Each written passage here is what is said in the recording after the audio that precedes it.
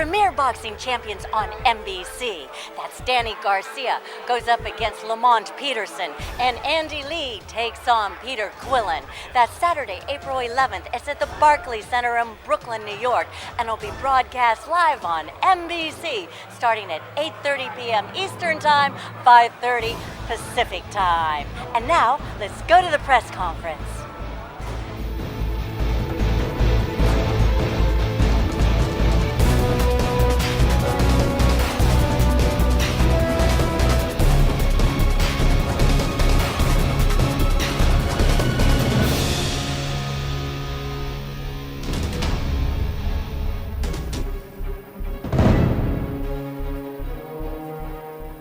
With this Peter Quillin. Yes. Now, Petey, tell us a little bit. It was your title. You had to relinquish it, and now you're back. What happened during that time period? I just had to have some family time and put my family first. And that was a time where I just, it was a kind of rough decision to make because so many people worked so hard to be a champion, and for me to relinquish that title for what they would consider like it was no easy task, but when you put your family up to something as being like a champion in your family, I pick my family any day. So I'm very thankful I was able to do that because the most happiest times I ever get is being with my son. Yes, how old is he now? He's 7 months, about to be 8 months. 7 months. Yes. Oh, and also you had some other tragedy in your family? Yeah, my uncle passed away with pancreatic cancer. This is something I've been dealing with for the whole 2014. And when he was diagnosed. He was diagnosed in his 4th stage, and never knew. I really had no information about pancreatic cancer. And when I started telling people and sharing that story, he was like, "Oh," I said he's in his 4th stage, and they always made this face like, "Oh," and it was like by the time we started to really understand what it was like he was already gone. Well, you must have had to have really found something down below, because I know, as you said, you're a champion and you want to keep going, but to give it up for the sake of love, that's admirable. What did you find deep within yourself during this time period? I found who I was deep inside. I was always this real person that when I'm talking to people, they feel me, and when I'm actually have a moment with a person, I totally shocked them because they never thought I was going to be this person who they, expected me to be. I always become this, this likable guy. So honestly, I just found how true I could be to myself and realized that every decision that you make can't be for other people. It's got to be decisions that you make for yourself and that you can live with. That's a very mature attitude. That's very spiritual also. But now let's get up. You're back. Okay, so tell me, you were out in California, weren't you, with your training camp? And tell me a little bit how that went. It went really well. I started training camp before I actually had known about this fight. I was already in the gym. I was in spin classes at Soul Cycle. I was thinking about boxing every day, and I got the call about fighting, and I was ready to go straight to camp. I actually went to go visit my uncle, who was in, in the hospital bed, talking about hospice care. I left February 6th. I was on my way to camp February 5th, getting on the flight, and somebody called me and said, "Yeah, your uncle passed away." So he died February 6th. And I made the decision to stay in camp because I knew that was something he would want me to do. I've been in camp 10 weeks. I've been having nothing but like family love, friends that's been there with me, and hard work. Nothing but hard work. We elevated our work rate and just, try to inspire each other and inspire myself. I wanted to say I also was working on them abs that you've been catching so dearly for many, many, how many are years. those abs? They really put together, but this time I'll make y'all wait because I don't want to wrinkle my suit. No, I'm playing. I just want to thank you. Kristal Hart has been following me since the beginning of my career, and she's still here and more polished. And even with more of an amazing smile, I'm very thankful to be in the presence of greatness. Well, thank you, and No say problem. a shout out to all your fans there. I want to give a big shout out to all my fans. I want to give y'all all the love in the world, and I want to thank y'all so much for supporting me, for all the positive reasons that you guys do. If you go to my Instagram @KidChocolate or my Twitter @KidChocolate, hit my website up www.kidchocolate.com. I'm having contests. I'm giving away items. I'm giving away shirts, and most important, I'm giving away lots of love to you guys. If you will follow I would be very happy with that. Thank you. And you know, I love the one thing before I leave that you said about the children that you were with the boxing, the ABCs, or Yeah. you want to give our audience I that? gave him what a champ really was. A champ is not somebody that go into a ring and fight. A champ is somebody that inspire you to be great at you. So I came up with a formula which you can help you become a champ. And the C in champ stands for confidence. The H stands for hard work. The A stands for attitude. The M stands for motivation. And the P is, to me, is the most important part, is patience. Because when it's your time, and nobody will never be able to deny your time. Thank you. Thank you. Working on things just to counteract that. You know, he throws a good lead right hand, he throws a good left hook, he has a good jab. And I've been working on defending against him and countering him. What has changed in your life since you became champ? Nothing. Nothing? That's a lie. Your nose is getting long. I feel more fulfilled in myself, satisfied and happy with myself, but that's it. From day to day, nothing's changed. And you are very excited about the time defense. Yeah, I'm eager. I can't wait to get in there. If you win, and we're going to say you're going to win, are you looking for guys like Golovkin and Kodo and things like that? Yeah, Golovkin. Golovkin. Yeah. If you fight him, you're going to knock Golovkin out, right? We're going to both try to knock each other out. Yes. Yeah. All right, I wish you luck. Thank you, Jeremy. Thank you very much. Thank you very much. Yeah. Andy, I know a lot of people on Facebook from. Thank you. From Cork and near Limerick. Could you say a few words to them? I know they're all really rooting for you. Thank you all, everybody at home, for the support, and we're getting the messages on Twitter and that sent to me. So yeah, I appreciate it. The whole country I know is behind me, want to see me win. So I appreciate it. They were hoping this fight would be in Limerick. Do you think that there eventually will be one there? Yeah, there's a good chance if I win on Saturday, my next fight could be in Ireland. So that would be a dream come true. Because I need to get my passport renewed for that fight. Tell us a little bit about your camp. How did it go? Very well, plenty of sparring, and everything went well. No injuries, thank God, and turning up in great shape. And what did Joey Gamache bring to it? Joey, unfortunately, wasn't in camp at this time, but we've been talking on the phone, and he's always giving me advice. He knows Peter Quillin quite well, and he says I got it. And what do you think about Peter Quillin?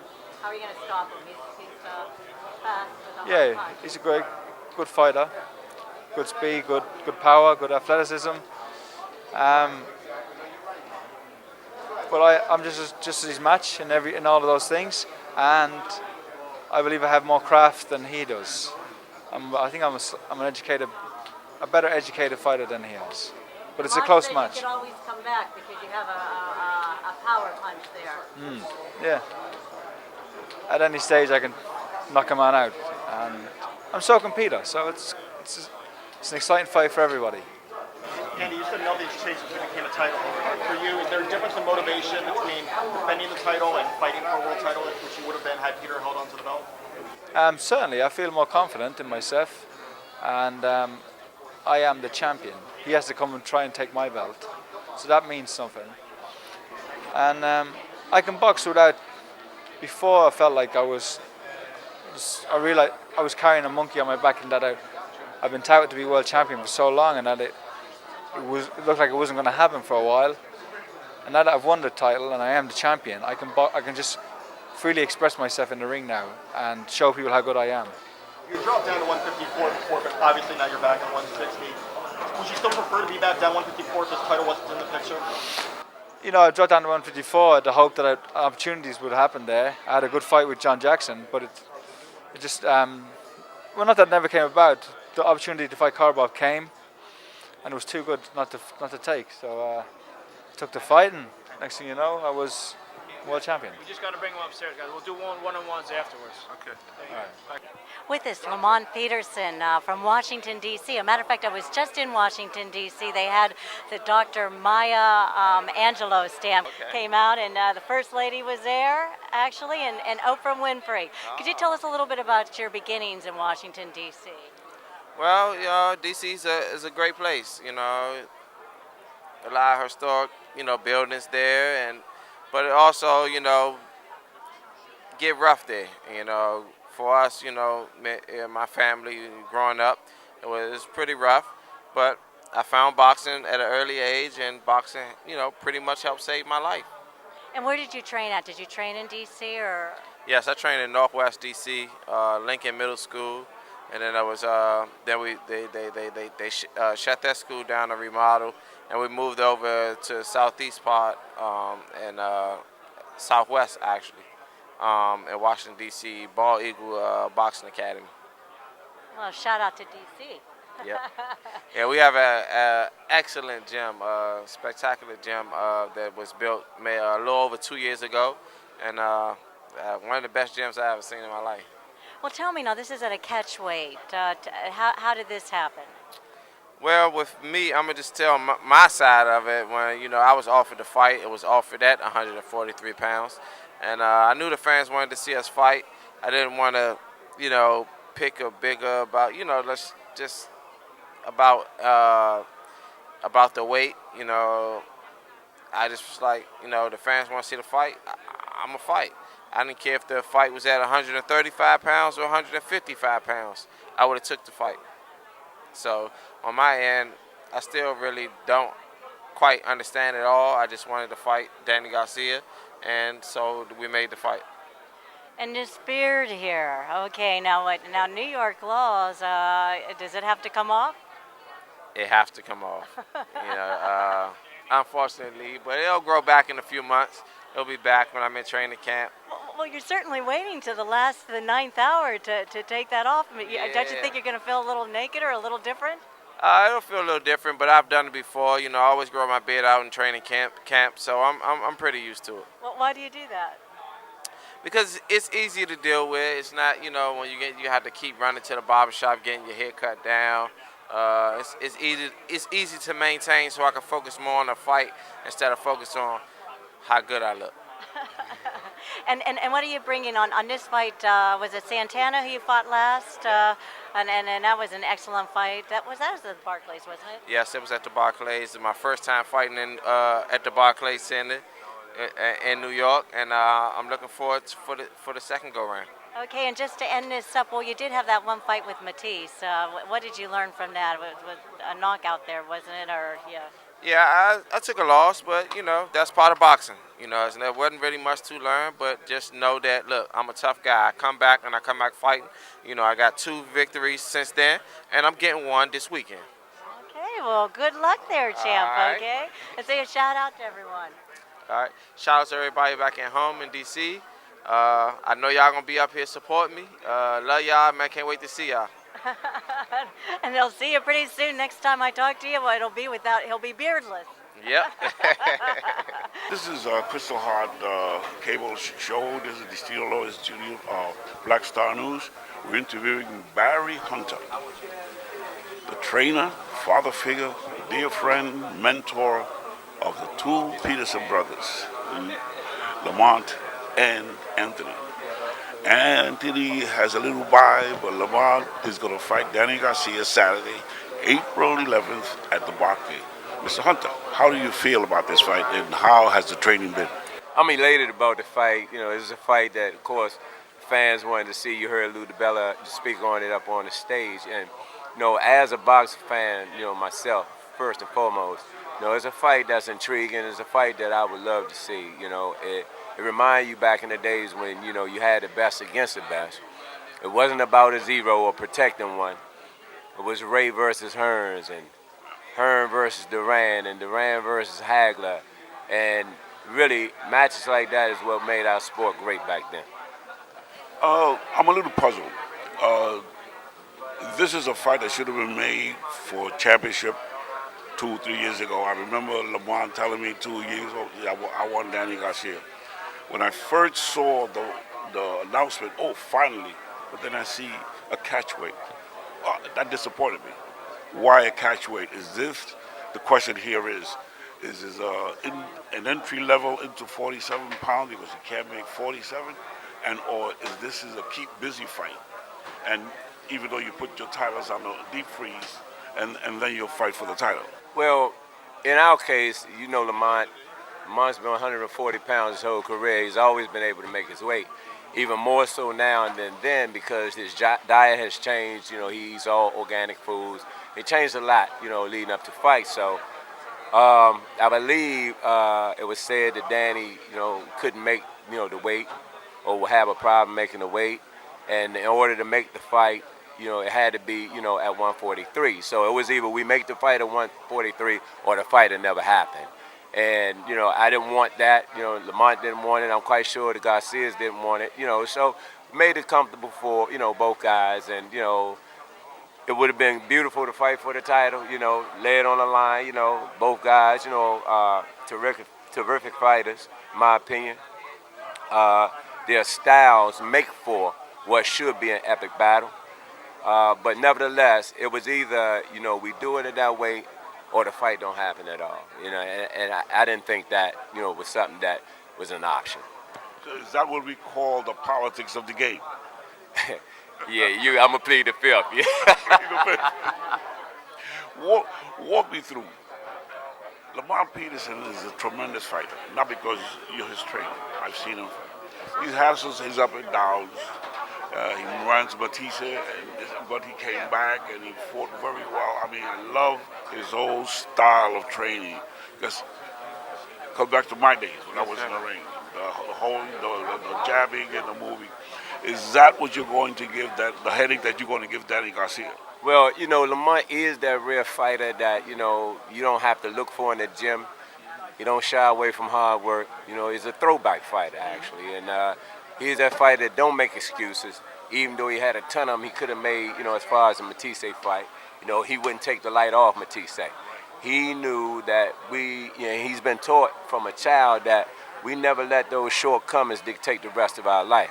So if you don't like where you're at, then get up and make change. And that's what he did. And you saw his performances after the Lucas Matisse fight. Had to go back, change a few things, and once we did that, man, we ain't look back. Win, lose, or draw Saturday. I know you expect to win. You have a grand central station of 40 pounders, man. Then with this fight, are you going to open up the doors, hopefully, not looking beyond Daniel, but hopefully to challenge the Matisse and the Ruslans, my God, the Alvarado, Bam Bam Rios. In fact, Freddie Roach just said something about 2 months ago that after May 2nd, he wants Pacquiao back at 40. So that's a tremendous fight. So what do you think? I think, you know, either way, you still got a lot of talent at 140 pounds. You got a lot of talent at 147. So Lamont, because of the way he's built, him and his brother, they float between 40 and 47. So, you know, it's definitely an option, and it's a good option. It's not a bad option. All depend on the name and the marquee fights that we can make at either weight, which would dictate the weight that we go up or down, stay down to. How long have you known Anthony and Lamont? I understand that you're like a father figure to them. You've taken them in, you've trained them, you mentored them. How's it been? I mean, how long have you known them? I got Anthony and Lamont. Anthony was 9 years old and Lamont was 10. I got them when they came out of foster care. And we've been together ever since. So, almost like if you adopted them, you've been their father all this time, right? Oh, these are my kids. These are my sons. You know, and I don't hesitate when I say that. The only thing that separates us is DNA. You know, and I've learned a long time ago from growing up in them gritty streets in D.C., you know, we can't choose who our relatives are. Blood only makes you kin. It's the loyalty and the love that make you family. And we've always been a family. Good. I thought, my mistake, that Tony was going to fight on this card too, because the last time they fought, Tony was also on the card. So I got some naive idea that brother follows brother. But then Tony told me, no, he's not fighting on this card. Is there a reason why? He couldn't find an opponent? Well, no, the opponent wasn't an issue. Actually, it wasn't a real big issue with putting him on the card. But because of the magnitude of this card, you know, we thought it would be best to go ahead on and focus all on Lamont and then put Anthony on the card probably sometime in May or June. He's if you see him, he lift his shirt up, he's in great shape, ready to go. As hard as Lamont worked in camp, he was right there working just as hard. Do they spar together all the time? All the time. I mean, no anger, but this is spar together. Yeah, they spar together. This last camp, I remember 1 or 2 days. They were going at it so hard, it reminded me of them when they were kids. Yeah, that's the first time I've seen them go like that, in a long time. And but they both held up. Camp was rough, like Lamont said. Everybody got injured, including me. And we just ready to roll now. It's been a long time, and you know how you can be in that dead space. You're just so ready to go, and it's taking long. So we're looking forward to Saturday.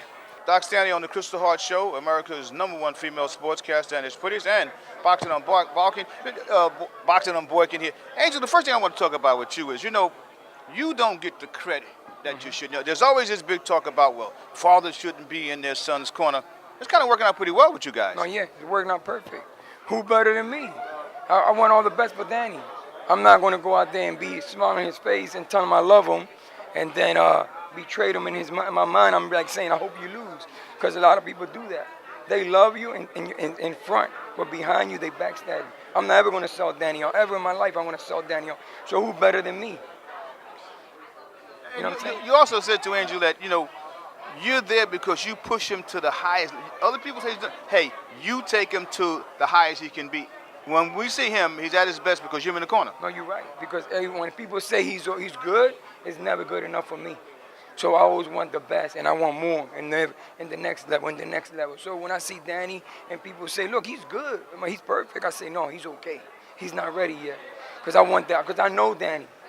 I know what he could do. And I motivate him, and I push him forward, because I tell him in life, nobody ever going to give you nothing. You got to go out there and get it. So that makes him more strong as a person he is, and he's a true fighter. He's 100% athlete. Angel, are you all sort of upset that this is not a title fight? It's a non-title fight. Did you have some problems with the fact that it's not a title fight? Well, at the end of the day, no. Because at the end of the day, the fans going to get what they want. It's a great fight.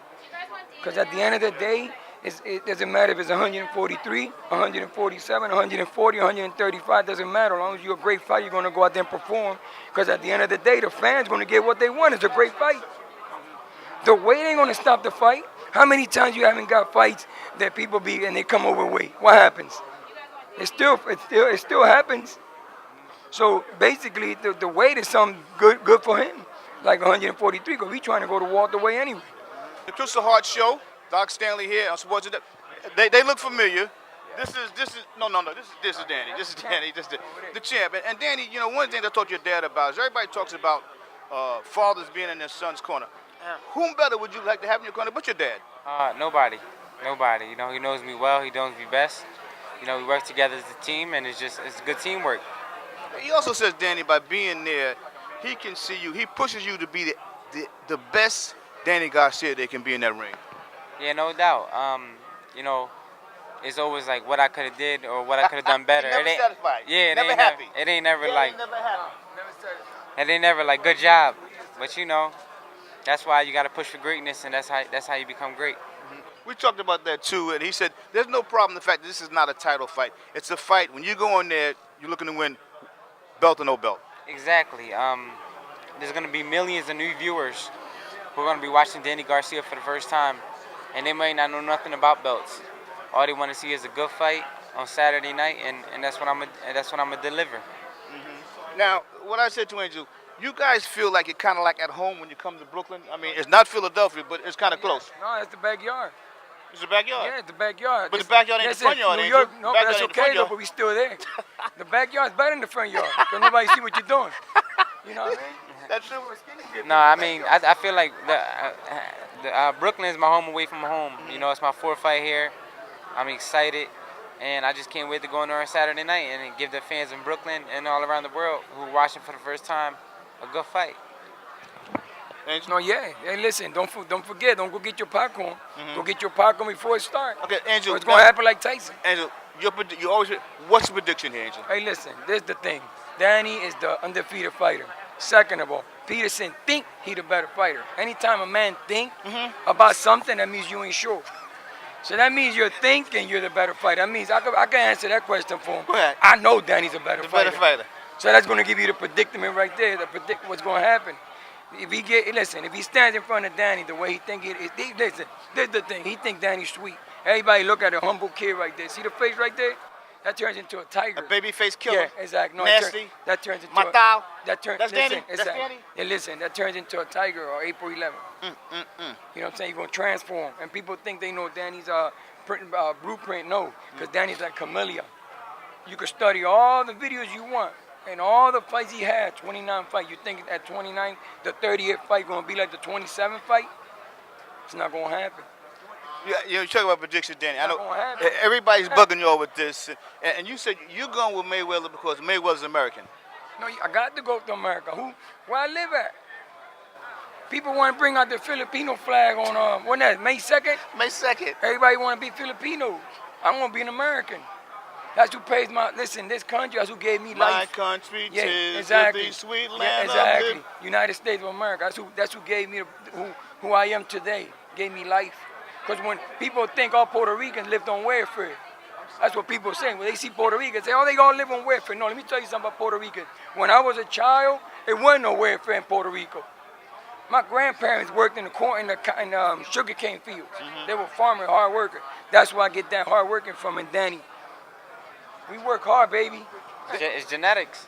Danny, your prediction, Mayweather Pacquiao. Then you're going with the American. Yeah, I'm going with Floyd Mayweather. I believe he will win the fight off counter punching and movement. I think he's going to get Pacquiao frustrated and he's going to win the decision. The guy across here, no question, out of everything, that's your number one role model? Oh, yeah, no doubt. No doubt. He's my number one role model. And talk about your religious beliefs too. God has been the main focus. Yeah. I always believe in God since I was a little kid.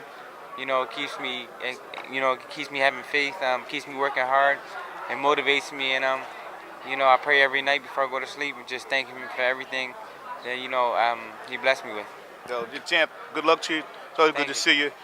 Dad, you got a heck of a son. Thank you, and it's the American on May 2nd. Come on, man, you know that. You just can't say it because you got to be neutral. And April 11th, Danny Garcia. Yeah, that's today's Friday. Tomorrow. Yeah, the day before the day after tomorrow. Okay. Doc April Stanley 11th, working don't on forget. boxing on the Kristal Hart Show, America's number one female sportscaster and the prettiest. Okay.